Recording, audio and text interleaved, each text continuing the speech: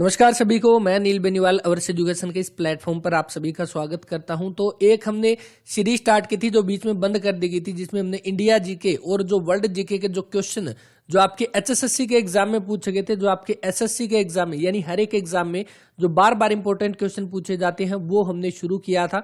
तो उसका next part continue करते हैं। अब तक शायद 9-10 क्लास हो चुकी है, तो वो जाकर आप जरूर देखें और उनके नोट्स बना लें। जैसे कि मैंने आपको बताया था, ये सीरीज काफी इंपॉर्टेंट है क्योंकि इसमें वो क्वेश्चन हम कवर करेंगे जो हर एक एग्जाम में बार बार पूछे जाते हैं। तो स्टार्ट करते हैं। और पहला क्वेश्चन आपके सामने कि पृथ्वी की सतह के समीप वायुमंडलीय परत कौन सी है, यानी जो हमारी अर्थ जो है, अर्थ के नजदीक में हम ये मान लेते हैं ये हमारी अर्थ है, और अर्थ के नजदीक में जो आपकी पहली जो एटमॉस्फेरिक लेयर जो है वो कौन सी होती है, तो वो आपकी होती है ट्रोपोस्फियर। ट्रोपोस्फियर तो आपकी ट्रोपोस्फियर होती है। अब ट्रोपोस्फियर को हिंदी में क्या बोलते हैं, तो वो होता है आपका क्षोभ मंडल। ऑप्शन नंबर डी जो इसका वो राइट आंसर रहेगा।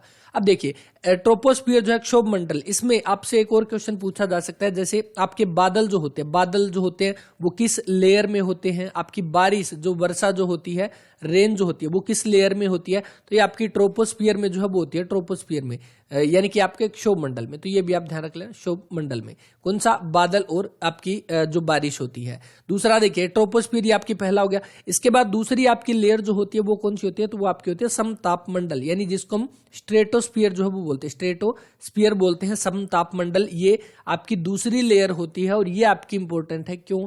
क्योंकि इसके अंतर हम बात करें समताप मंडल, इसके से आपके बहुत सारे क्वेश्चन पूछे जाते हैं। कौन कौन से? एक तो आपकी ओजोन लेयर, ओजोन लेयर जो है वो आपकी कहां पर होती है, ओजोन तो अब ओजोन लेयर जो है वो आपकी कहां पर, तो वो आपकी समताप मंडल आपकी स्ट्रेटोस्फियर में होती है। ठीक है। दूसरा आपकी कौन सी, जो एरोप्लेन जो है, एरोप्लेन जो होते हैं आपके एरोप्लेन, तो एरोप्लेन जो है वो आपके कहां पे उड़ते हैं, तो वो आपके समताप मंडल, यानी नाम से पता चल रहा है समताप, यानी कि जहां पर आपका टेम्परेचर जो है वो सेम रहता है वो हमारा समताप मंडल स्ट्रेटोस्फियर। और यहाँ पे ओजोन लेयर जो हमारी पैराबैंगनी किरणों से हमारी रक्षा करती है, O3 जिसको बोलते हैं, ये हमारी समताप मंडल में। और एरोप्लेन कहां पर उड़ते हैं, वो समताप मंडल में। और अगर बादल और आपके बारिश का पूछ ले तो वो क्षोभ मंडल में। अब देखिए ओजोन लेयर जो है, ओजोन लेयर से ओजोन हो गया, तो ओजोन डे हम कब मनाते हैं, हर साल 16 सितंबर को ओजोन डे के रूप में जो है वो मनाया जाता है। तो ये सारे के सारे इंपॉर्टेंट क्वेश्चन है, इनको आप कवर कर लेना। ये तो हो गया 16। आज आपकी कितनी है, तो आज आपकी 15 जनवरी होगी ना, 15 जनवरी। तो 15 जनवरी से भी इंपॉर्टेंट है कौन सा, आज हमारा आर्मी डे जो है वो है, आर्मी डे है। तो ये ध्यान रख लेना, आर्मी डे हम मनाते हैं हर साल 15 जनवरी को। इसके साथ ये नेवी डे या नौसेना दिवस याद रख लेना, कब, हर साल 4 दिसंबर को। और वायुसेना एयरफोर्स डे जो हम कब मनाते हैं, एयरफोर्स डे, तो वो हम 8 अक्टूबर को हम एयरफोर्स डे मनाते हैं। तो ये तीनों के तीनों इंपॉर्टेंट है, इनको आप याद रख लेना। चलिए देख लेते हैं नेक्स्ट क्वेश्चन कौन सा दिया गया है। एमनेस्टी इंटरनेशनल का हेडक्वार्टर, तो एमनेस्टी आपका क्या है, तो एमनेस्टी एक नॉन गवर्नमेंट ऑर्गेनाइजेशन है। नॉन गवर्नमेंट ऑर्गेनाइजेशन एक जो क्या करती है, जो आपकी फोकस करती है किस पे, ह्यूमन राइट्स पे, जो कि फोकस ऑन ह्यूमन राइट। तो ये लिख लेना, नोट कर लेना, ये एग्जाम में पूछा गया है, फोकस ऑन ह्यूमन राइट। तो एक नॉन गवर्नमेंट ऑर्गेनाइजेशन जो है, इसका आपका हेडक्वार्टर कहां पर है, तो इसका आपका हेडक्वार्टर जो है वो रहेगा लंदन के अंदर। ऑप्शन नंबर बी यहाँ पे लंदन में। स्थापना अगर पूछ ले कब, तो जुलाई 1961 में हुई। बस आप हेडक्वार्टर ध्यान रख लेना जो एग्जाम में पूछा गया है। इसके बाद नेक्स्ट क्वेश्चन जो दिया गया, देखिए अंतरराष्ट्रीय श्रम संगठन यानी कि इंटरनेशनल आपका जो लेबर ऑर्गेनाइजेशन जो आपका है, लेबर ऑर्गेनाइजेशन यानी कि ILO के नाम से भी इसको हम बोलते हैं, इसकी स्थापना पूछी गई है। ये एग्जाम में आपकी कई बार पूछी गई है। ILO की स्थापना आपकी कब, 1919 में होती है। ऑप्शन नंबर डी यहाँ पे, यानी कि 11 अप्रैल 1919 को आपकी इंटरनेशनल लेबर ऑर्गेनाइजेशन जो है उसकी स्थापना होती है। और इसका हेडक्वार्टर अगर पूछ ले कहां पर हो जाएगा, तो जेनेवा स्विट्जरलैंड में जो है आपका इसका हेडक्वार्टर, जेनेवा स्विट्जरलैंड में। तो ये भी आप नोट कर लेना, ये भी इंपॉर्टेंट है। तो ILO इंटरनेशनल लेबर ऑर्गेनाइजेशन, जिसको आपका 1969 के अंदर इसको जो है आपका नोबेल पीस प्राइज जो है वो दिया गया था, नोबेल पीस प्राइज से भी सम्मानित किया गया था 1969 के अंदर। और इसके डायरेक्टर जनरल गे राइडर जो है वो है भी। बाकी जेनेवा के अंदर आपके और कौन कौन से, तो वो भी एक बार नोट कर लेना, जेनेवा स्विट्जरलैंड के अंदर कौन कौन से, तो एक आपका WMO वर्ल्ड मीटीरियोलॉजी ऑर्गेनाइजेशन यानी मौसम विज्ञान संगठन जो है आपका, उसका हेडक्वार्टर भी आपका जेनेवा के अंदर रहेगा। और इसके अलावा WTO वर्ल्ड ट्रेड ऑर्गेनाइजेशन जो है उसका भी आपका जेनेवा में है।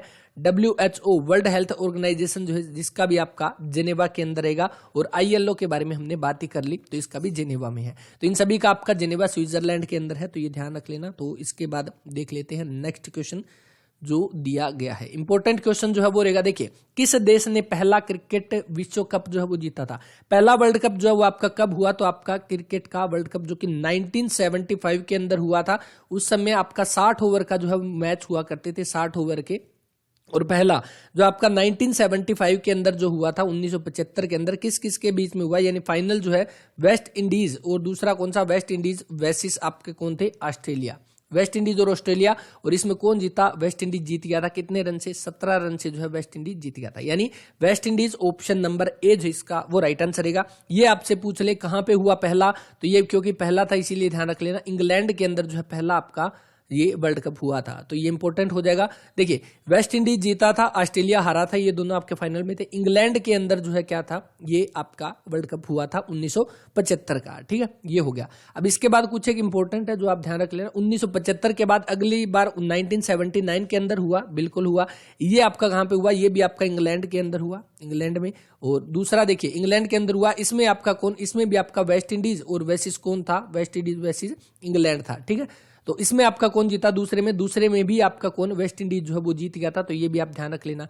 उसके बाद बात आती है इंपॉर्टेंट, जो कि 1983 का हुआ था। कब हुआ था, 1983 का, कहां पर, इंग्लैंड वेल्स के अंदर जो आपका 1983 का हुआ था। ये कौन जीता, तो आपको पता है भारत जो है वो जीता था। आपको पता होगा जो कपिल देव की कप्तानी में जो 1983 के अंदर जो आपका कौन, भारत, इंडिया किसके साथ आपका खेला था, तो वेस्ट इंडीज के साथ, वेस्ट इंडीज के साथ इंडिया खेला था। और यहाँ पे भारत जो है वो आपका जीत गया था 43 रन से, तो ये ध्यान रख लेना। और इसी के साथ आपको पता है कपिल देव के ऊपर एक कौन सी एक मूवी भी आ रही है, जो कौन सी 83 के नाम से आपकी मूवी है कपिल देव की, जिसमें कपिल देव का किरदार कौन निभा रहे हैं, रणवीर सिंह जो है वो निभा रहे हैं कपिल देव का किरदार, तो ये ध्यान रख लेना। ये हो गया 1983 का इंग्लैंड के अंदर, इंडिया का वेस्ट इंडीज के, पहले दोनों वेस्ट इंडीज जीत गया, फिर भारत ने पहली बार जो इसको हरा दिया था। उसके बाद देखो इंडिया का आपका 1983 का, उसके बाद भारत 2003 के अंदर आपका फाइनल में पहुंचा, इंडिया वर्सेस ऑस्ट्रेलिया, कौन जीता, ऑस्ट्रेलिया जीत गया था। आपको पता है ऑस्ट्रेलिया, तो इंडिया हार गया था। उसके बाद इंपॉर्टेंट कौन सा, 2011 का, जो भारत ने दोबारा से विश्व कप जो जीता था 2011 का, वानखेड़े स्टेडियम मुंबई के अंदर, किसके साथ, इंडिया का था, किसके साथ, India versus Sri Lanka. India versus Sri Lanka का जो आपका फाइनल मैच जो हुआ था, भारत जीत गया था 6 विकेट से, तो ये भी आप ध्यान रखें, क्योंकि अपने भारत से जुड़े हुए हैं इसीलिए इंपॉर्टेंट जो है वो हो जाएंगे। और अभी लेटेस्ट का जो एग्जाम में कई बार क्वेश्चन पूछा गया, अभी लास्ट में 2019 में जो आपका वर्ल्ड कप हुआ इंग्लैंड और वेल्स के अंदर, जो आपका ये हुआ था अभी 2019 का वर्ल्ड कप, इंग्लैंड ने इसको होस्ट किया था। और इसके साथ ही इसमें कौन जीता था, आपको पता है इंग्लैंड वर्सेस आपका न्यूजीलैंड जो है आपके फाइनल में पहुंचे थे। और इसमें कौन जीता था, तो जीता तो इंग्लैंड था, लेकिन रन कितने से, तो ये आपका क्या था, मैच टाई हो गया था। और बाद में सुपर ओवर जो हुआ था, सुपर ओवर से आपका इंग्लैंड जो है वो जीत गया था, तो ये ध्यान रख लेना 2019 का। और इसके बाद कौन सा, 2024 के अंदर क्या इंपॉर्टेंट है, 2024 के अंदर, 2024 का कहां पर होगा, इंडिया के अंदर होगा, तो ये भी ध्यान रख लेना। 2024 का वर्ल्ड कप, 24 का नहीं, सॉरी यहाँ पे 23 का होगा ना, 23 का, 24 का नहीं, 2023 का। तो 2023 का अगले ही साल जो आपका वर्ल्ड कप होगा, ये कहां पर, भारत में जो आपका आयोजित किया जाएगा। हर 4 साल बाद जो है ये मैच करवाए जाते हैं, तो ठीक है, ये नोट कर लेना। ये सारे के सारे क्वेश्चन इंपॉर्टेंट है। तो इसके बाद देख लेते हैं यहाँ पे जो क्वेश्चन पूछा गया था, पहला मैच विश्व का जो आपका पहला क्रिकेट मैच किसने, वेस्ट इंडीज ने जीता था, दूसरा भी वेस्ट इंडीज ने, तीसरा भारत ने जीता था, और अभी लास्ट टाइम में इंग्लैंड जो है वो जीता है। इसके बाद देखो नेक्स्ट, निम्न में से कौन सा खेल विंबलडन संबंधित है, तो आपको पता है जो 4 आपके जो टेनिस टूर्नामेंट जो होते हैं, कौन कौन से होते हैं टेनिस टूर्नामेंट, कौन कौन से होते हैं, तो जो आपका एक ऑस्ट्रेलियन ओपन होता है, एक आपका विंबलडन होता है, ऑस्ट्रेलियन विंबलडन, एक आपका फ्रेंच ओपन होता है, एक आपका यूएस है। ये 4 जो होते हैं ये आपके lawn tennis, option number B. Wimbledon का पूछा गया यहाँ पे, तो lawn tennis option number B जो इसका वो राइट आंसर है। अब देखो तैराकी जो है, तैराकी जो देख है ना, स्विमिंग, इससे जुड़ा हुआ एक शब्द है जो एग्जाम में पूछा जाता है, कौन सा, बटरफ्लाई। बटरफ्लाई जो है ये आपका किससे जुड़ा हुआ है, तो ये तैराकी से जो है वो जुड़ा हुआ है। बटरफ्लाई क्या होता है, तितली बोला जाता है जिसको ना। अब आगे देखो, चंद्रमा को पृथ्वी की परिक्रमा करने में कितना समय जो है वो लगता है, तो चंद्रमा को पृथ्वी की परिक्रमा करने में कितना, तो 27 दिन 7 घंटे 43 मिनट 12 सेकंड एग्जैक्ट जो यहाँ पे पूछा गया, तो ऑप्शन नंबर ए जो इसका वो राइट आंसर। चंद्रमा की बात करें, भारत का एकमात्र उपग्रह, भारत का एकमात्र उपग्रह कौन सा, एकमात्र उपग्रह, तो आपका हो जाएगा चंद्रमा, जिसको क्या मामा भी जिसको हम बोलते हैं। और चंद्रमा की बात करें तो ये आपका क्या जो आपकी पृथ्वी से जो है चंद्रमा का कितना % हिस्सा दिखाई देता है, तो 57% भाग जो है हम चंद्रमा का देख सकते हैं। पृथ्वी से आपका 57% भाग जो हम देख सकते हैं चंद्रमा का, और हर बार हम सेम ही हिस्सा जो है वो देखते हैं चंद्रमा का। और इसके साथ ही एक ध्यान रख लेना, सुपर मून के बारे में भी क्वेश्चन पूछा जाता है। सुपर मून, तो सुपर मून आपका क्या होता है, जब चांद जो है पृथ्वी के सबसे नजदीक आ जाता है, जब क्या है सबसे नजदीक या सबसे निकट या सबसे पास जो है जब आ जाता है चांद, तब उसको बोला जाता है सुपर मून। तो ये भी ध्यान रख लेना। और 27 दिन 7 घंटे 43 minute 12 second, option number A जो इसका वो राइट आंसर है। वैसे अगर ये ना दिया हो ना 7 घंटे ये सारा कुछ, तो 27 दिन और 8 घंटे यहां पर जो है वो आपको दिखाई देगा, तो इसको भी आप टिक कर सकते हैं। ठीक है, इसके बाद नेक्स्ट क्वेश्चन देखिए। नेक्स्ट आपके सामने, प्रसिद्ध सूर्य मंदिर जो है भारत के किस सूर्य मंदिर जो है आपका, ये आपका कहां पर हो जाएगा, तो ये आपका कोणार्क उड़ीसा के अंदर हो जाएगा, ऑप्शन नंबर ए यहाँ पे। अब इससे आपके कौन कौन से क्वेश्चन बन सकते हैं, पहली बात तो ये, तो आपका कहां पर है, कोणार्क उड़ीसा में, तो आपका पुरी के पास पड़ता है ये। और इसके साथ ही देखो सूर्य मंदिर जो है इसको किस नाम से जाना जाता है, तो इससे जुड़े हुए कुछ एक इंपॉर्टेंट क्वेश्चन, ब्लैक पेगोडा के नाम से इसको जानते हैं, ब्लैक पैगोडा के नाम से जाना जाता है किसको, कोणार्क के सूर्य मंदिर को। किसने बनवाया था इसको, तो गंग वंश के शासक थे, गंग वंश के शासक है कौन, राजा नरसिंह देव प्रथम जो है वो थे नरसिंह देव फर्स्ट। तो इन्होंने जो है वो बनवाया था कब, आपका 1238 से लेकर 64 के बीच में लगभग इसको बनाया था, यानी कि कब 13वीं शताब्दी के अंदर इसको बनवाने का काम किया था। ठीक है, ये भी नोट कर लेना, यानी कि मेन इंपॉर्टेंट है सूर्य मंदिर जो कि आपका कोणार्क का है, कोणार्क उड़ीसा में, और ब्लैक पेगोडा के नाम से इसको जाना जाता है। गंग वंश के शासक राजा नरसिंह देव फर्स्ट ने 13वीं शताब्दी में जो इसको बनवाने का काम किया था। किसको समर्पित है, नाम से पता चल रहा है सूर्य भगवान को जो है ये समर्पित हो जाएगा, सूर्य भगवान को समर्पित। और इसके साथ ही इसको आपका 1984 के अंदर वर्ल्ड हेरिटेज साइट जो है यूनेस्को की विश्व धरोहर में भी शामिल किया गया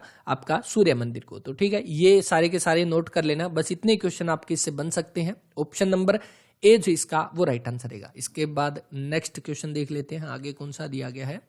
आगे देखो, अलीपुर बम केस जो है, अलीपुर बम केस जो हुआ था ये आपका पहली बात तो कब 1909 के अंदर ये केस हुआ था, जिसमें क्या किया गया था, एक जज जो है अंग्रेज का एक जज था, उसको मारने का असफल प्रयास जो है वो इसमें किया गया था। तो ये आपका अलीपुर बम केस था 1909 के अंदर। तो इसमें आपके कौन से क्रांतिकारी शामिल नहीं था, तो ये क्वेश्चन आप भी छोड़ देते हैं, आप बता देना। वैसे अरविंद घोष जो है वो इसमें शामिल थे, इनके भाई भी इसमें शामिल थे, तो बाकी बताना कमेंट करके। 33 क्वेश्चन का अलीपुर बम केस से जुड़ा हुआ क्वेश्चन। इसके बाद देखिए नेक्स्ट क्वेश्चन, भारत का शहर सर्वोच्च जनसंख्या वाला है, कौन से शहर में आपकी सबसे ज्यादा, तो आपको पता है जो आपकी माया नगरी सिटी ऑफ ड्रीम जिसको बोलते हैं मुंबई, ऑप्शन नंबर सी जो इसका वो राइट आंसर रहेगा। ठीक है, मुंबई ऑप्शन नंबर सी। अब देखो यहां पर क्या दिया गया, कोलकाता, यहां पर क्या दिया गया, दिल्ली, यहां पर क्या दिया गया, मुंबई। अब यहां से आपके कौन कौन से क्वेश्चन बन सकते हैं, पहली बात तो ये आरबीआई की, आप सभी को पता है आरबीआई की स्थापना होती है यंग हिल्टन आयोग से, ठीक है, यंग हिल्टन आयोग, और इसकी स्थापना 1935 के अंदर होती है, 1 अप्रैल 1935 को इसकी स्थापना होती है। और तब इसका हेडक्वार्टर कौन सा था, तब इसका हेडक्वार्टर था कलकत्ता इसका हेडक्वार्टर था। ठीक है, अब कलकत्ता हेडक्वार्टर था, तो अभी प्रेजेंट टाइम में कौन सा है, अभी कलकत्ता से उसके बाद 1937 के अंदर कलकत्ता से मुंबई जो है वो शिफ्ट कर दिया गया। तो पहली बात तो ये ध्यान रख लेना कि आरबीआई का जो शुरू का जो आपका हेडक्वार्टर कहां पे बनाया गया था, कलकत्ता के अंदर बनाया गया था। दूसरा देखो, भारत की पहले राजधानी कौन सी थी, 1911 से पहले भारत की राजधानी कौन सी थी, तो भारत की राजधानी जो थी वो थी आपकी राजधानी कौन सी थी, कलकत्ता थी। और उसके बाद 1911 का जो दिल्ली दरबार जो लगा था उसमें यह घोषणा कर दी गई थी कि अब से आपकी भारत की राजधानी जो कलकत्ता ना होकर आपकी दिल्ली जो है वो हो जाएगी। तो ये आप ध्यान रख लेना। पहली बात तो ये आरबीआई का हेडक्वार्टर पहले कलकत्ता था, बाद में 1937 के अंदर मुंबई कर दिया गया, और भारत की राजधानी 1911 तक आपकी जो है वो कलकत्ता थी, उसके बाद से ये दिल्ली जो है वो भारत की राजधानी जो है वो बना दिया। ठीक है, अब देखो मुंबई ऑप्शन नंबर सी जो इसका यहाँ पे वो राइट आंसर रहेगा। तो ये सारे इसमें ध्यान रख लेना। अब आगे देखते हैं नेक्स्ट 35 क्वेश्चन, संसद का उच्च सदन किसको बोलते हैं, उच्च सदन किसको बोलते हैं, यानी अपर हाउस जो है वो कौन सा हो जाएगा, अपर हाउस। तो अपर हाउस आप सभी को पता है, जो संसद की बात करें तो संसद के आपके कितने, तो संसद के आपके 2 सदन होते हैं, एक आपका राज्यसभा होता है, एक आपका लोकसभा होता है। तो ये आपके हो जाएंगे 2 सदन। ठीक है। अब देखो संसद के आपके राज्यसभा, लोकसभा और संसद के आर्टिकल आप सभी को याद है, तो कौन कौन से? संसद का आपका 79, उसके बाद राज्यसभा का 80 और लोकसभा का 81। तो ये आपके आर्टिकल हो जाएंगे। तो संसद के आपके कौन से दो सदन है? राज्यसभा जो है ये आपका कौन सा? तो राज्यसभा हो जाएगा एक आपका उच्च सदन। उच्च सदन भी इसको हम बोल सकते हैं, एक स्थायी सदन भी इसको बोल सकते हैं, क्योंकि इसको भंग नहीं किया जा सकता। ये एग्जाम में क्वेश्चन पूछा गया था कि राज्यसभा जो है इसको भंग कब किया जा सकता है? तो इमरजेंसी के कुछ एक प्रावधान है, उसके तहत राज्यसभा को भंग किया जा सकता है। बाकी ये एक स्थायी सदन है, इसको भंग नहीं किया जा सकता। ऑप्शन नंबर बी, उच्च सदन, अपर हाउस, स्थायी सदन, परमानेंट हाउस, ये सारे के सारे राज्यसभा जो है वो रहेंगे। राज्यसभा के लिए आपको उम्र कितनी चाहिए? 30 वर्ष जो है उम्र चाहिए। लोकसभा के लिए 25 वर्ष जो है वो उम्र चाहिए। और यहाँ पे क्या दिया हुआ है? राष्ट्रपति। राष्ट्रपति को क्या बोला जाता है? राष्ट्रपति हो जाएंगे।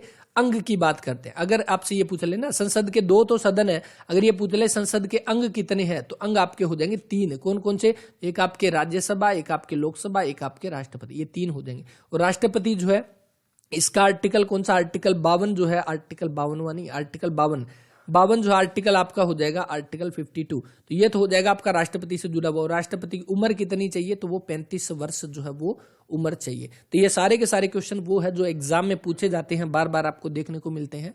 तो इसके बाद देख लेते हैं नेक्स्ट क्वेश्चन। सत्यार्थ प्रकाश जो है इसके लेखक कौन है? तो सत्यार्थ प्रकाश जो है ये किसकी रचना हो जाएगी? स्वामी दयानंद सरस्वती जो है इनकी रचना हो जाएगी, स्वामी दयानंद सरस्वती। और स्वामी दयानंद सरस्वती जो है इनके बचपन का नाम अगर पूछ ले, बचपन का नाम भी इनका ध्यान रख लेना, मूल शंकर जो है इनके बचपन का नाम हो जाएगा। और इन्हीं दयानंद सरस्वती जो है इन्हीं के द्वारा दिया गया नारा कौन सा? वेदों की ओर लौटो। वेदों की ओर लौटो जो है ये नारा किसका? वेदों की ओर लौटो, ये नारा किसका? तो आपका दयानंद सरस्वती का। सत्यार्थ प्रकाश जो है जिनकी रचना रहेगी। और आर्य समाज की स्थापना किसके द्वारा की गई? आर्य समाज की स्थापना तो वो भी स्वामी दयानंद सरस्वती के द्वारा आर्य समाज स्थापना। ठीक है, ये सारे के सारे नोट कर लेना। अब देखो इसमें आपका दिया गया स्वामी रामदेव। स्वामी रामदेव जिनका आपका संबंध कहाँ से है? तो सैयद अलीपुर गांव जो है, जो आपका कहाँ पे? महेंद्रगढ़ के अंदर पड़ता है, यहाँ से इनका संबंध रहेगा, हरियाणा से।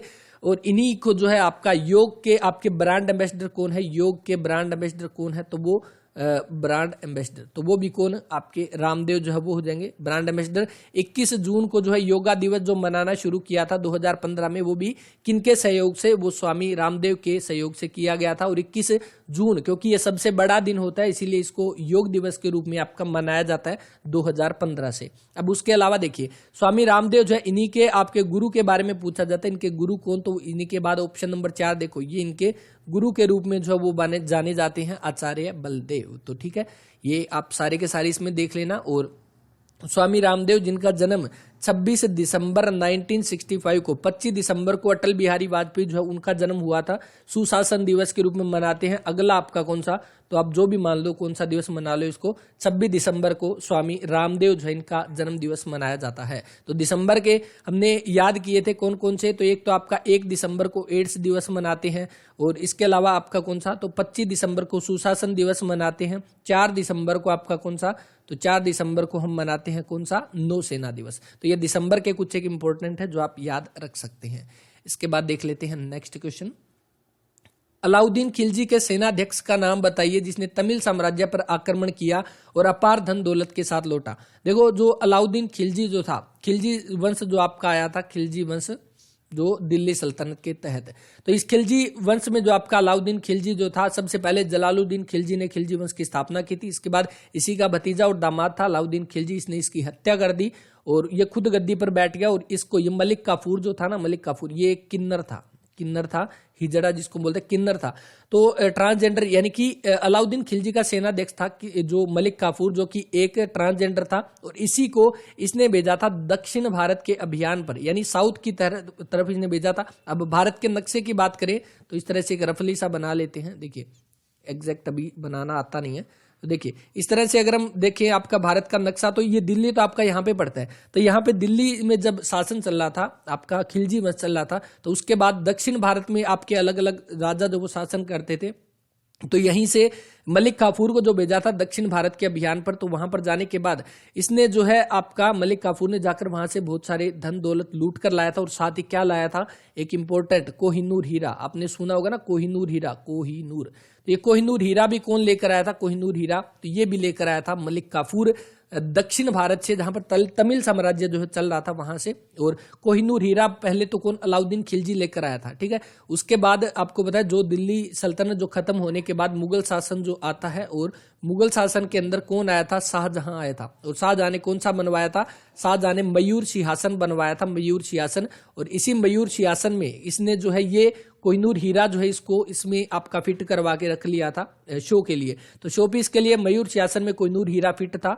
और उसके बाद आपका कब 1739 के अंदर कौन आता है, नादिर शाह जो है वो आता है, नादिर शाह। और इधर आपका कौन था, तो शाहजहां के पोते पड़पोते जो थे नीचे चलते आ रहे थे, तो इसमें कौन था, तो मोहम्मद शाह जो है वो था, मोहम्मद शाह, जो कि कौन था, एक मुगल शासक था। और 1739 में करनाल में युद्ध होता है इनके बीच में, और आपका कौन, नादिर शाह जो है यहां से ये कौन, मयूर सिंहासन जिस भी अपने साथ ले जाता है, और क्योंकि इसके अंदर आपका कोहिनूर हीरा भी था तो वो भी अपने साथ ले जाता है। तो 1739 में करनाल का युद्ध हुआ था, तो ये भी आप ध्यान रख लेना। कौन सा, Malik Kafur, option number C जो इसका वो राइट आंसर। इसके अलावा देखो बलबन जो है, बलबन ने कौन सा किला बनवाया था, गोपालगिरी का दुर्ग जो है वो बनवाया था, गोपालगिरी का दुर्ग। और ये कहां पर बनवाया था गोपालगिरी का दुर्ग, ये बनवाया था गुरुग्राम के अंदर, गुरुग्राम के अंदर जो है गोपालगिरी का दुर्ग जो है वो बनाया था, ठीक है। तो ये सारे के सारे क्वेश्चन आपको ध्यान रखनी है यहाँ पे। और इसके बाद देख लेते हैं नेक्स्ट क्वेश्चन कौन सा दिया गया है यहाँ पे। देखिए, उस मुस्लिम बादशाह का नाम बताइए जो बेमुश्किल पढ़ या लिख सकता था, उसके दरबार में महान कवि अमीर खुसरो रहते थे। तो अमीर खुसरो अलाउद्दीन खिलजी जो है उनके दरबार में, option number A.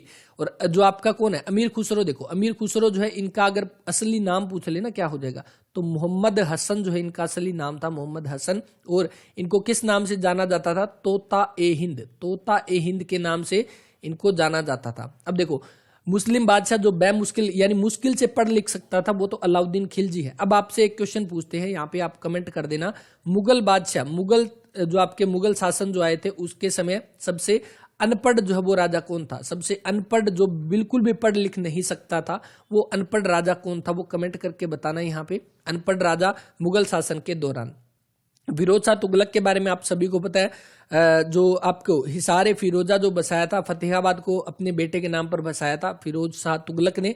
Sher Shah Suri जो है जिसका असली नाम क्या था, फरीद खान जो है असली नाम था शेर शाह सूरी का। और इसके साथ ही आपको यह ध्यान रखना है, शेर शाह जो है इन्होंने एक कौन सा, इब्राहिम सूरी का जो है मकबरा बनवाया था, इब्राहिम सूरी का मकबरा कहां पर बनवाया था, तो ये आपका नारनौल के अंदर जो है वो बनवाया था, नारनौल महेंद्रगढ़ के अंदर। तो ये सारे के सारे क्वेश्चन आप नोट करना। और आपसे एक ही क्वेश्चन पूछा गया यहाँ पे, जो कि आपको ये बताना, मुगल शासन के दौरान कौन सा राजा जो था वो अनपढ़ था, बिल्कुल भी पढ़ लिख नहीं सकता था। तो इस क्लास में हम इतने क्वेश्चन करेंगे, और ये सारे के सारे क्वेश्चन जो है ना ये आप नोट कर लेना। और कोई भी आप क्वेश्चन उठा के देख लेना, कोई भी क्वेश्चन पेपर उठा के देख लेना, आपको यहाँ से 1-2 क्वेश्चन जरूर देखने को मिलेंगे। क्योंकि ये सीरीज जो हमने स्टार्ट की थी ना, इसमें 1000 प्लस क्वेश्चन जो है, ये 1000 प्लस क्वेश्चन का मतलब ये है कि ये क्वेश्चन दे रखा है ये वाला, और इसके साथ ही इनकी एक्सप्लेनेशन अगर हम करेंगे तो 1000 की जगह 10,000 क्वेश्चन हम इसमें कवर कर लेंगे। और इन 10,000 क्वेश्चन के अंदर आपकी लगभग जीके कवर होगी, चाहे वो आपकी इंडिया जीके हो, चाहे वो आपकी वर्ल्ड जीके हो, इंडिया जीके हो, वर्ल्ड जीके हो। और इंडिया जीके के अंदर आपकी सारे के सारे हिस्ट्री भी हमारी कवर होगी, इसमें पॉलिटी भी हमारी कवर होगी, हिस्ट्री भी हो जाएगी, ज्योग्राफी भी हो जाएगी। तो ये सारे के सारे हम इसमें कवर करते हुए चलेंगे। आप किसी भी HSSC की बात ना करके आप किसी भी एग्जाम की बात इसमें कर सकते हैं। तो बस इस वीडियो में हम इतने क्वेश्चन करेंगे। उम्मीद करता हूं क्लास आपको अच्छी लगी होगी और आपने अपने नोट्स भी इसमें बनाए होंगे। तो अपने नोट्स जरूर बना लेना, क्योंकि ये नोट्स ही आपके काम आने वाले हैं। हमारी तरफ से आपको कोई भी नोट्स नहीं मिलेंगे, सिर्फ ये PDF मिल जाएगी। जो क्वेश्चन हम कवर कर रहे हैं ये टेलीग्राम चैनल पे अपने आपको अवेलेबल हो जाएगी। तो बस इस वीडियो में इतना ही, मिलते हैं नेक्स्ट वीडियो में। तब तक के लिए अपना ख्याल रखें, पढ़ते रहें। जय हिंद, जय भारत, जय हरियाणा।